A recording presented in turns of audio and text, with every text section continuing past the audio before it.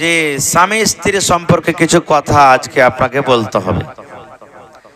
আজকে আমি যে বিষয় নিয়ে আলোচনা করব সেটা হলো স্বামী এবং স্ত্রীর হক। একটা পুরুষের নিজের স্ত্রীর প্রতি কি হক এবং একটা স্ত্রীর নিজের পুরুষের উপরে কি হক। কথা খুবই লম্বা, তবে শর্টে বলবো ইনশাআল্লাহ। আল্লাহর কাছে দোয়া করি রব্বুল আলামিন আমি যা কিছু বলবো যেন সহিহ হাদিস এবং কোরআন থেকে বলতে পারি এবং তার প্রতি ছোট বড় সকলেই যেন আমরা আমল করতে পারি, তার জন্য আল্লাহ আমাদেরকে তৌফিক দেন। পড়ুন আল্লাহুম্মা আমিন। তার আগে একটা কথা বলি, যখন নবীর নাম আসবে, আল্লাহর নবী মুহাম্মদ সাল্লাল্লাহু আলাইহি সাল্লাম বলেছেন যে যখন আমার নাম মানে নবীর নাম আসবে, তো নবীর নাম যখনই আপনি শুনবেন কিংবা পড়বেন, তখন শুনতে শুনতে বা পড়তে পড়তে নবীর প্রতি দুরূদ পড়তে হবে, মানে সাল্লাল্লাহু আলাইহি ওয়াসাল্লাম পড়িতে হবে। হাদিসের কথা, এটা দুরূদ পড়িতে হবে। আপনি খুতবা শুনেন, জালসা শুনেন, কিতাব পড়েন, হাদিস পড়েন, যে কোনো জায়গাতে আপনি থাকেন, যখনই নবীর নাম আসবে, নর হোক নারী হোক ছোট হোক বড় হোক, তখন সাল্লাল্লাহু আলাইহি ওয়াসাল্লাম পড়িতে হবে। হাদিসের কোনো এমন পাতা নেই যেই জায়গাতে নবীর নাম এসেছে আর ওখানে সাল্লাল্লাহু আলাইহি সাল্লাম লেখা হয়নি। যত রাবী হাদিস বয়ান করেছেন সকলেই নবীর নাম তার সাথে সাল্লাল্লাহু আলাইহি সাল্লাম বলেছেন। যদি না বলি তা কি হবে? নবীর নাম এলো, সাল্লাল্লাহু আলাইহি সাল্লাম বললাম না, তো কি হবে? আল্লাহর নবী একদিন, এই যে আপনাদের মসজিদে মিম্বার তিনটা ধাপি আছে মিম্বারে, প্রথম ধাপিতে পা দিলেন তখন আমিন, দ্বিতীয় ধাপিতে পা দিলেন তখন আমিন, তৃতীয় নম্বর ধাপিতে পা দিলেন তখন আমিন। কয়টা ধাপি আছে ভাই মিম্বারে? তিনটা ধাপি আছে। তিন ধাপিতে পা দিলেন আমিন আমিন আমিন।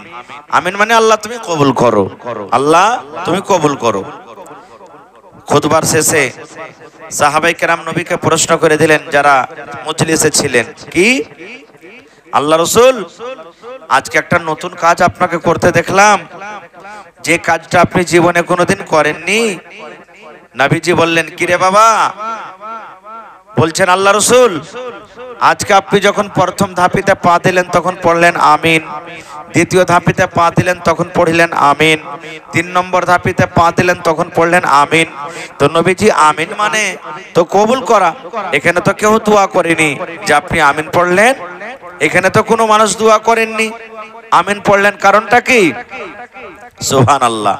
এবার নবীজি কি বললেন? রে আমার সাহাবীরা, তোমরা জানো না আমি যখন প্রথম সিঁড়িতে পা দিলাম খুতবা দেওয়ার জন্য, প্রথম ধাপিতে যখন আমি পা দিলাম, তখন আল্লাহর ফেরেশতা জিবরিল আমিন আমার কাছে এলেন। আসার পর আমাকে আস্তে আস্তে করে বললেন, নবী গো, আপনি আপনার উম্মতকে জানিয়ে দেন গো নবী, যখন আপনার নাম আসবে, আপনার নাম আসার পর আপনার নাম শুনে যদি মানুষেরা সাল্লাল্লাহু আলাইহি ওয়াসাল্লাম না পড়ে, তাহলে ওই লোকটা যেন হালাক হয়ে যায়, ওই লোকটা যেন বরবাদ হয়ে যায়, ওই লোকটা যেন ধ্বংস হয়ে যায়, ওই লোকটার পরে যেন আল্লাহর আযাব, ওই লোকটার পরে যেন আল্লাহর গজব চলে আসে। সুবহানাল্লাহ। কত বড় বদদুয়া কে করেছেন?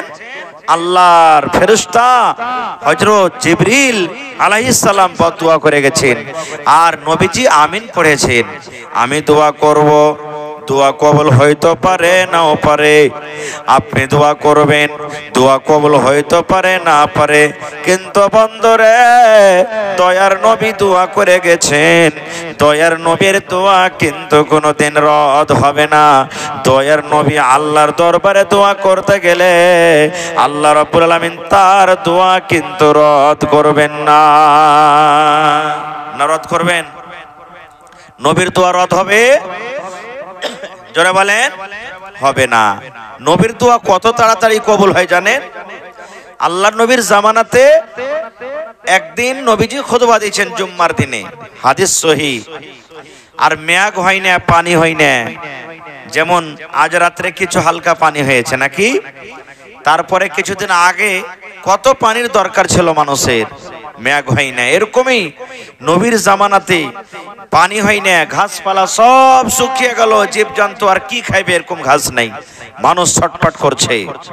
একজন সাহাবী যা নবীকে বলছেন, আল্লাহর নবী গো, ঘাসপালা সব শুকিয়ে গেল, ঘাস পাওয়া যায় না, জানোয়ারকে, উটকে, বকরিকে, ভেড়া ভেড়িকে কি খাওয়াবো? মানুষ চিন্তায় চিন্তিত, মানুষ ছটফট ছটফট করছে। নবী গো, একটু আল্লাহর দরবারে দোয়া করে দেন, আল্লাহ রাব্বুল আলামিন যেন আমাদেরকে পানি দেন, আল্লাহ রাব্বুল আলামিন যেন আমাদের প্রতি দয়া করে, রহম করেন। নবীজি কিন্তু খুতবা দিচ্ছেন, আর ওই সাহাবী যে নবীকে বলছেন একটু দোয়া করে দেন যেন আল্লাহ পানি দেয়। আল্লাহ রাসূল দোয়া করে দিলেন, আল্লাহুম্মা আসকানা, আল্লাহুম্মা আসকানা, আল্লাহুম্মা আসকানা, আল্লাহুম্মা সায়্যিবান নাফিআ, আল্লাহুম্মা সায়্যিবান নাফিআ, আল্লাহুম্মা সায়্যিবান নাফিআ। এগুলা পানি চাহা দোয়া।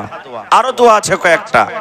আল্লাহ রাসূল দোয়া করে দিলেন, নবীর দোয়া শেষ হয়নি, নবীর খুতবা শেষ হয়নি, ঝমঝম ঝমঝম ঝমঝম ঝমঝম করে পানি শুরু হয়ে গেল। সুবহানাল্লাহ। খুতবা শুরু হয়, শেষ হয়নি, ঝমঝম করে পানি হইতে লাগলো।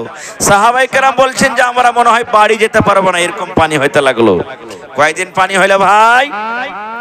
হাদিসে এসেছে, শুক্রবারে দোয়া করলেন খুতবার টাইমে নবীজি, শুক্রবার পানি হলো, শনিবার হলো, রবিবার হলো, সোমবার হলো, মঙ্গলবার হলো, বুধবার হলো, বৃহস্পতিবার হলো, আবার এক সপ্তাহ পর কিন্তু জুম্মার দিন এলো, পানি কিন্তু বন্ধ হয় না, হইতেই আছে পানি। এবার বলেন, বেশি পানি হইতে গেল না ক্ষতি? ক্ষতি হবে না ভাই? সব ঘাস পাত ডুবে যাবে যেখানটা আছে। আবার সে সাহাবী কিংবা অন্য কোন সাহাবী নবীজি জুম্মার দিনে আবার খুতবা শুরু করে দিয়েছেন। এবার ওই সাহাবী নবীকে বলছেন, ইয়া রাসূলুল্লাহ, আল্লাহর নবী গো, সব ঘাস ডুবে গেল নবী গো, সব ঘাস ডুবে গেল নবী গো, মালজালকে কি খাওয়াবো? পানির আর দরকার নাই, আর পানির আমাদের দরকার নাই, একটুখানি আল্লাহর দরবারে দোয়া করেন, আল্লাহ রাব্বুল আলামিন যেন এই পানিকে বন্ধ করে দেয়, আর পানির দরকার নাই। এবার নবীজি আবার আল্লাহর দরবারে দোয়া করে দিলেন। কি দোয়া করলেন? আল্লাহুম্মা হাওয়ালাইনা ওয়ালা আলাইনা, আল্লাহুম্মা হাওয়ালাইনা ওয়ালা আলাইনা। এটা হলো পানি বন্ধ করার দোয়া। যেমনই নবী দোয়া করলেন, ওরে সুবহানাল্লাহ, দোয়া করতে না করতে বিজলির কারেন্টের মতন পানি হওয়া কিন্তু বন্ধ হয়ে গেল। নারে তাকবীর! পানি বন্ধ হয়ে গেল। তাহলে দেখেন নবীজির দুয়ার পাওয়ার, সুবহানাল্লাহ। তো নবীর যখন নাম না আসবে, যদি আপনি চুপচাপ বসে থাকেন, সাল্লাল্লাহু আলাইহি সাল্লাম না পড়েন, তাহলে কিন্তু কে দোয়া করে গেছেন? হালাক হয়ে যাও, বরবাদ হয়ে যাও। আল্লাহর নবী আমিন পড়েছেন, জিবরিল ফেরেশতা দোয়া করে গেছেন, তারপর দোয়া কিন্তু লেগে যাবে। আর বদদোয়া কাকে লাগবে জানেন? কাকে বদদোয়া লাগবে? ওরে সুবহানাল্লাহ, স্বামী স্ত্রীতে ঝগড়া হয়, হয় কি হয় না? দেখবেন 100টা কেসের মধ্যে আদালতে, কোর্ট কচুরিতে শেরশাবাদীর মোটামুটি ৭০ থেকে ৮০টা কেস শেরশাবাদী মুসলমানেরই আছে। আর ওই ৮০টা ৯০টা কেসের মধ্যে মোটামুটি ৫০-৬০টা শুধু স্বামী স্ত্রীর কেস। উয়াকে ভাত দেয় না, উয়াকে কাপড় দেয় না, ওই তালাকের মিটার, উয়াকে ধরে নিয়েছে, এগুলাই শুধু কেস মোকদ্দমা চলছে আদালতে, কোর্টে। সুবহানাল্লাহ। ভাইরে, মায়েরা, খালারা, শুনেন, আল্লাহর নবী বলেছেন, স্বামী স্ত্রীতে ঝগড়া হবে, স্বামী স্ত্রীতে টেনশন হবে, কিন্তু কেমন টেনশন হবে, বাচ্চার মতন টেনশন হবে। দেখবেন আপনারা বাচ্চা গাছের তলাতে খেলাতে যাবে, দেখবেন বাচ্চারা যখন গাছের তলাতে খেলাতে যাবে, খেলতে খেলতে খেলতে সুবহানাল্লাহ একটু বাচ্চা আর একটা বাচ্চাতে লড়াই করবে, মারবে, কানবে, পিটবে, করে কি করে না? এই যে আমি এখন এলাম, দেখলাম দুটা বাচ্চা ঝগড়া করছিল। ওরে সুবহানাল্লাহ, নবী বলেছেন উম্মতে তোমাদের জীবনটা স্বামী স্ত্রীর জীবনটা হবে বাচ্চার মতন। বাচ্চা দুটা, তিনটা, পাঁচটা, সাতটা বাচ্চা এক জায়গাতে খেলায়, খেলতে খেলতে খেলতে খেলতে হঠাৎ করে একটা ছেলে আর একটা ছেলেকে মেরে দিলে তোমরা ঝগড়া করিও না, লড়াই করিও না। বাচ্চা কানতে কানতে কানতে বাড়ি চলে গেল, মা গি অমুক ছেলেটা আমাকে মারলে গে মা, আব্বাজি অমুক ছেলেটা আমাকে মারলে শিকায়েত করবে। এরে মুসলমান, আল্লাহর নবী বলেছেন উম্মত রে, তুমি দেখলে তোমার ছেলেরা এখনই ঝগড়া করলে, ঠিক 1 ঘন্টা পর, 2 ঘন্টা পর, 3 ঘন্টা পর দেখিও যেই ছেলে দুটা আপসের মধ্যে লড়াই করেছে, ঝগড়া করেছে, ওই ছেলে দুটা 2 ঘন্টা পর আবার একসাথে খেলছে। খেলে না? খেলছে না? খেলে না? নবী বলেছেন এই মতো স্বামী স্ত্রীর জীবন রে, যদি তোমার এই বেলাতে টেনশন হইল, তাইলে ওই বেলাতে তুমি তোমার রাগটাকে শান্তি করে দাও। আল্লাহ রাসূল বলেছেন উম্মত, এ পুরুষের দলেরা, তোমার স্ত্রীরা যদি ভুল করে দেয় তাহলে তুমি তাকে মারিও না, প্রথমে মারিও না। তোমার স্ত্রীরা একটা মানুষ, ও যদি ভুল করে দেয় খবরদার খবরদার তাকে হাসে দিয়া তাড়িও না, তাকে লাঠি দিয়া মারিও না, তাকে কায়দা দিয়া মারিও না, এই কথাটা বলিও না এরে হালের বেটি হালি, তোকে আমি জবাই করে দেব, তোকে খোঁট বেড়া দিয়ে মাইরে তোর পা হাতকে গোড়া করে দেব না। কেন? মহিলাদের জন্ম কোথা থেকে হয়েছে জানেন? আদম আলাইহিস সালামের রিড়ের হাড্ডি থেকে। শরীরের মধ্যে রিড়ের হাড্ডি সব থেকে হলো টেঁড়া, সব থেকে টেঁড়া হাড্ডি হলো রিড়ের হাড্ডি। আল্লাহ রাসূল বলেছেন মহিলাদের জন্ম হলো রিড়ের হাড্ডি থেকে, মানে টেঁড়া হাড্ডি থেকে। এই জন্য মা খালাদের মেজাজটা হলো টেঁড়া, আর জিদ্দি বেশি, যেটা জিদ ধরে নেবে এটা হওয়াই চাহিওয়ার, না হইলে বাস যা আছে আপনার হাঁড়ি বর্তন সব চাক চুলা চাক্কি বন্ধ করে দিবে ও। হ্যাঁ, এই জন্য রাসূল বলেছেন ও যখন টেঁড়ি তুমিও টেঁড়া হইও না, না তো টেঁড়িকে সোজা করতে যাও তো তোমার হাড্ডি গুড়ি ভেঙে যাবে, মানে তালা খেয়ে যাবে। যতদূর পাইরবে ফুসলে পটলে ওকে কামলেও তুমি, খালি কথাতে কথাতে মারিও না, পেটিও না, গাল দিও না। রাসূল বলেছেন এরকম তুমি করিও না। আর মা খালারাকে বলবো, ওরে আল্লাহ, এক একটা মা খালাতে এমনও আছে, পুরুষটা যদি একটু খালি ডাঁটে তো কি বলবেন জানেন? দাঁত কটাকে কড়মার কড়মার করবে, আর মাঞ্জাকে টেঁড়া করে গেল দিবে, রে মরার বেটা মরা, তুই খালি আমাকে মেরি দেখ, তোকে দেখছি রে মরার বেটা মরা, কোন ঘরে বেটে জানিস, তোকে লাল বাদাম খাইয়ে ছাড়বো। এই দেখেন এমন করে কথা কইবে এই বেচারি, এর ভল ঠিক তখন হয়তো আরো বেড়ে যাবে না তো কমে যাবে, যে ঠিকই রে। হ্যাঁ, যদি একে কিছু বাড়াবাড়ি করে যদি মারি পিটি গাল দি, তাহলে তুই ওর পরের দিন ওর বাপকে ডাকবে, ডেকে করে তো আমার 12 বাজিয়ে দেবে। আর যদি পুরুষটা যদি একটু কড়া মেজাজের হয়, ও তখন আরো একবারে লম্বা চওড়া ও হালের সাঁটা লিয়া শুরু করবে, ডাক তোর কোন বাপকে ডাকবে, তোর কোন বাপ কাম দিছে শুরু করে দিবে। দুজনাকে ভাই নরম হইতে হবে, গরম হওয়া চলবে না। আল্লাহ নবীর জামানাতে একজন সাহাবী এসে নবীকে বললেন, আল্লাহর নবী সাহাবায়ে কেরামকে প্রশ্ন করে দিলেন, ও আমার সাহাবার দলেরা, জমিনের উপরে সব থেকে শক্তিমান তাকাতওয়ার কে বলতো? সুবহানাল্লাহ। নবীজি সাহাবীদেরকে প্রশ্ন করলেন, ও আমার সাহাবীরা, সব থেকে তাকাতওয়ার কে, জমিনের উপরে শক্তিমান কে বলতো? একজন সাহাবী তখন কোনো উত্তর দিলেন, আর একজন সাহাবী কিছু বললেন, আর একজন সাহাবী কিছু বললেন, যার যেটা মনে এলো বলে দিলেন। একজন সাহাবী বলছে, নবী গো, যার শরীরের মধ্যে খুব শক্তি আছে, তাকত আছে, এক অপরকে যে লড়ে ফেলবে, এক অপরকে যে পাছড়ে দিবে, ওই জমিনের উপরে হলো সব থেকে শক্তিমান।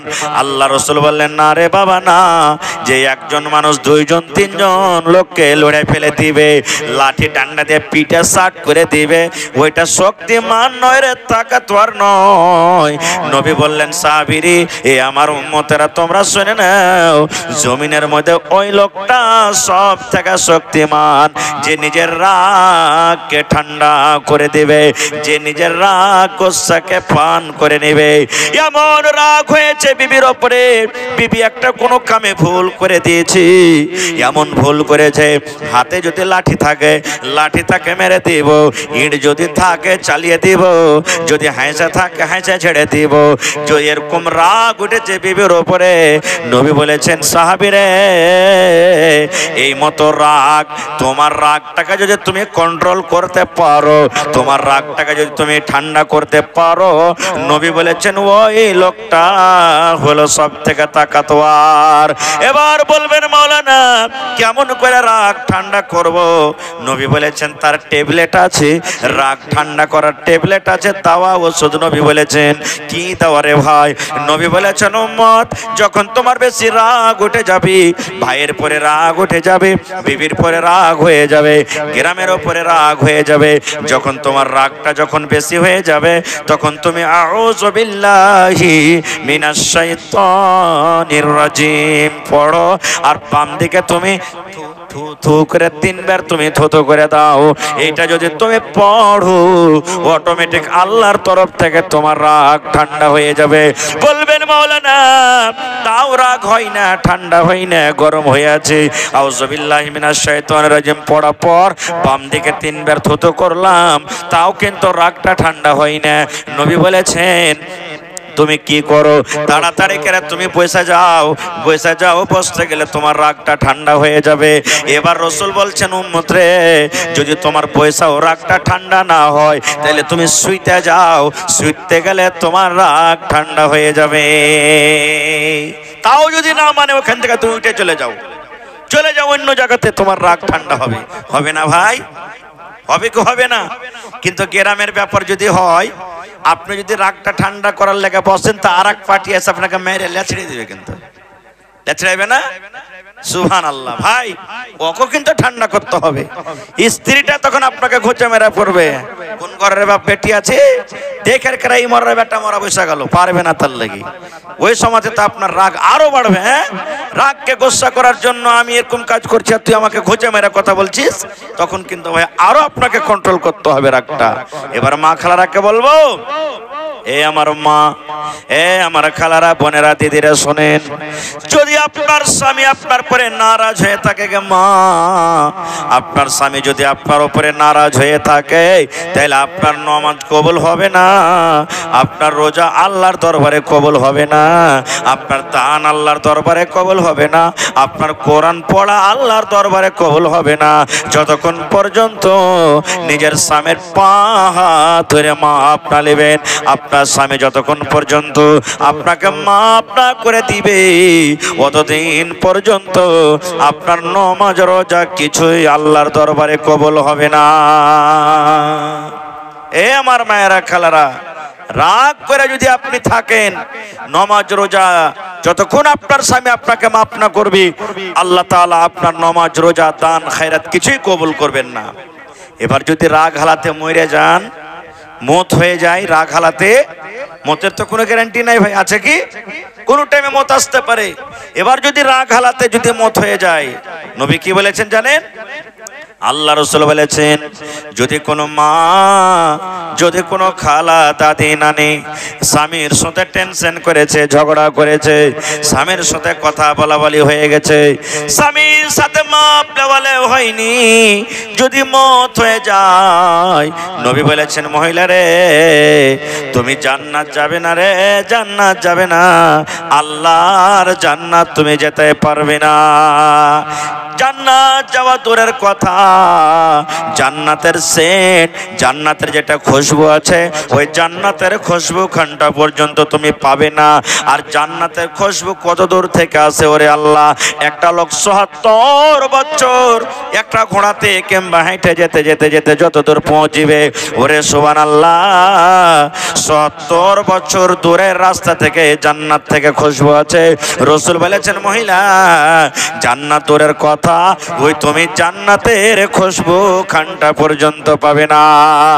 নারে তাকবীর! জান্নাতের খুশবু খানটা তুমি পাবে না। সুবহানাল্লাহ।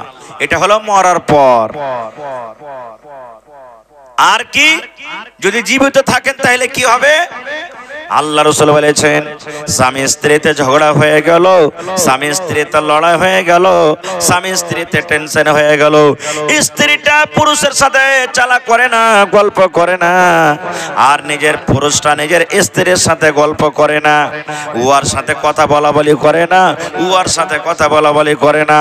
ওরে সুবহানাল্লাহ, নবী বলেছেন, যখন রাতের বেলাতে তারা ঘুমালো, ঘুমার সময়তে যখন রাতের বেলাতে শুয়ে গেল, শুয়ার সময়তে স্ত্রীতে মুখ ঘুরিয়ে আলাদা হয়ে ঘুমিয়ে আছে, আর পুরুষটা আলাদা থেকে মুখ ঘুরিয়ে শুতে আছে। কোনো মানুষের সাথে কথা বলে না, ইয়া কপারের সাথে কোনো কথা বলে বলি হয় না। আল্লাহ রাসূল বলেছেন, ওই মতো অবস্থাতেই এই আমার মায়েরা খালারা শোনেন, আল্লাহ রাসূল বলেছেন, আল্লাহর ফেরেশতারা ওই মহিলার জন্য বদদুয়া করে, ওই মহিলার জন্য বদদুয়া করে। কেমন করে বদদুয়া করে? আল্লাহর ফেরেশতারা দোয়া করেন, ওরে মহিলা, তুই হালাক হয়ে যা, তুই বরবাদ হয়ে যা, তুই ধ্বংস হয়ে যা রে, তুই হালাক হয়ে যা, তুই বরবাদ হয়ে যা, ধ্বংস হয়ে যা। কারণ তোর স্বামীকে তুই কষ্ট দিয়ে রেখেছিস, তোর পুরুষকে তুই কষ্ট দিয়ে রেখেছিস, তোর স্বামীকে তুই দুঃখ দিয়ে রেখেছিস, তুই বিছানে তুই ঘুমালছিস, ওর সাথে তুই কথা বলিস না। এরকম ভাবে আল্লাহর ফেরেশতারা গোটা রাত তার জন্য কিন্তু বদদুয়া করতে থাকে। আল্লাহর ফেরেশতারা তার জন্য বদদুয়া করতে থাকে। সুবহানাল্লাহ। এ আমার মায়েরা খালারা, এই জন্য তো আল্লাহ তাবারক ওয়া তাআলা কোরআনে বলেন, আর-রিজালু কাওয়ামুনা আলান নিসা। আল্লাহ বলেন, দুনিয়ার মহিলারে, তোমাদের পুরুষ তোমাদের প্রতি হলো রাজা, তোমাদের পুরুষ তোমাদের প্রতি হলো হাকিম, মহিলাদের প্রতি তার স্বামী হলো রাজা। রাজা বলেছেন আল্লাহ, রাজা যখন কোনো পর্যাকে যখন আদেশ করবে, ওই পর্যা ইনকার করবে না, কথা শুনতে হবে। এই মতো আল্লাহ তাবারক ওয়া তাআলা একটা মহিলাকে তার পুরুষের ব্যাপারে বলেছেন, তোমার উপরে তোমার পুরুষ হলো হাকিম, আর হাকিমের হুকুম তোমাকে মানতে হবে, শুনতে হবে, তার কথাকে তুমি ইনকার করতে পাবে না, ইনকার করতে পাবে না, তোমার স্বামীর কথা তোমাকে শুনতে হবে। ভাইরে, এ আমার মায়েরা খালারা, কোন